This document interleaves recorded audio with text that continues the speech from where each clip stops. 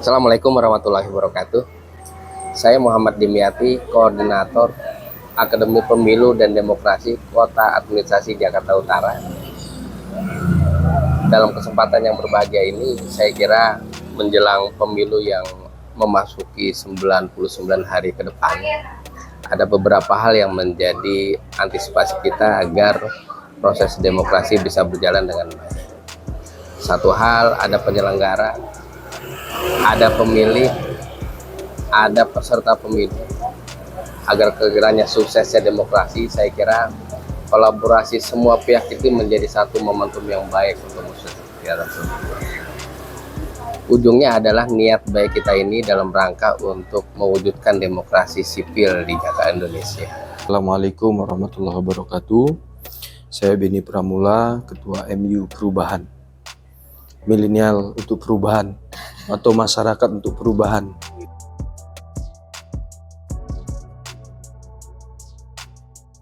Ya, tentu saja persatuan dan kesatuan itu adalah hal yang utama untuk kita kedepankan dalam kontestasi politik.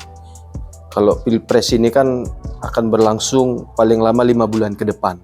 Jangan sampai karena hanya waktu kontestasi 5 bulan ke depan ini terjadi polarisasi yang luas kayak di 2019. Nah, disinilah kita perlu mengedepankan politik etika, politik yang beradab, politik dengan tidak saling mencela, tetapi bagaimana politik yang disuguhkan adalah politik yang beretika, yang melihat kesantunan moral, melihat banyak hal yang lebih penting daripada perseteruan kayak gitu. Kita harus menjaga kekompakan persatuan, lebih ke tonjolkan saja visi misi lah. Kita semua harus kembali luruskan niat. Proses pemilu itu dalam rangka apa? Proses pemilu adalah dalam rangka untuk menghasilkan pemimpin-pemimpin yang mewakili aspirasi kita. Penyelenggara luruskan niat bahwasan dia bekerja dalam rangka melaksanakan regulasi kepemiluan. Jujur, adil, integritas, profesional itu menjadi jaminan. Kembalikan ke niat itu. Bukan dalam rangka untuk kepentingan pribadi apalagi golongan dan kelompok.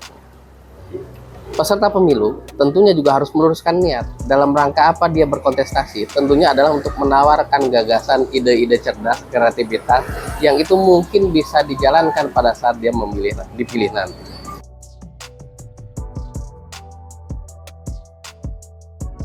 Ya, pertama mereka harus cek and cross check ya, harus melihat betulkah media ini. Kalau biasanya kalau media mainstream itu akan sumber informasinya itu akan sangat akurat dan jelas kayak gitu. Harus diteliti lagi, kalau bisa jangan cuma melihat dari satu konten media sosial, tapi lihat di berbagai media.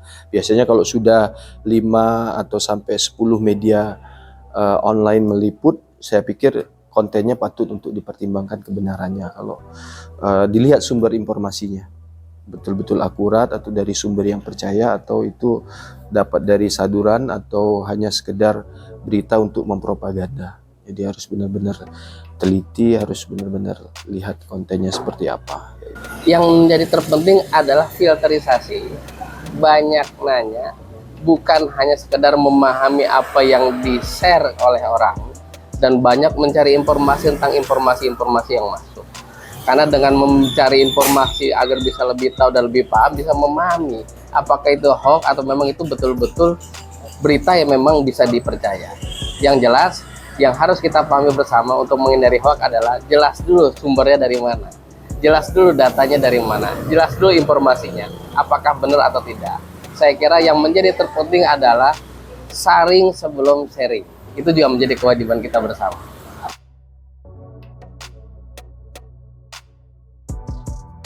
Ya, bagi pemilih-pemilih, terutama pemilih pemula, saya kira ini menjadi pengalaman awal untuk bisa ikut peran serta dalam demokrasi. Dan yang mesti dilakukan adalah mencoba untuk mencari tahu, mencari paham, dan mencari informasi yang detail sebelum memilih. Ya, jangan menggunakan hoax, jangan menggunakan isu-isu sara yang saya kira itu bukan lagi waktunya. Saat ini adalah waktunya untuk mencari pemimpin-pemimpin yang luar biasa, yang hebat dan cukup teruji. terutama kredibilitasnya, anti korupsinya, kemudian dengan kreativitas yang luar biasa dalam rangka untuk memajukan lingkungan dan masyarakat. Iya, jangan golput karena suara kita itu akan menentukan nasib bangsa kita ke depan. Jadi satu suara, coba bayangkan kalau seandainya ada satu orang, tapi di tempat lain ada satu orang lagi yang mereka tidak tertarik untuk mengkontribusikan suaranya di pilpres ini, kan sayang banget. Padahal suara mereka itu akan menentukan kebijakan, akan menentukan kepemimpinan, roda jalannya kepemimpinan di masa yang akan datang. Sayang sekali harus ikut menentukan nasib bangsa ke depan.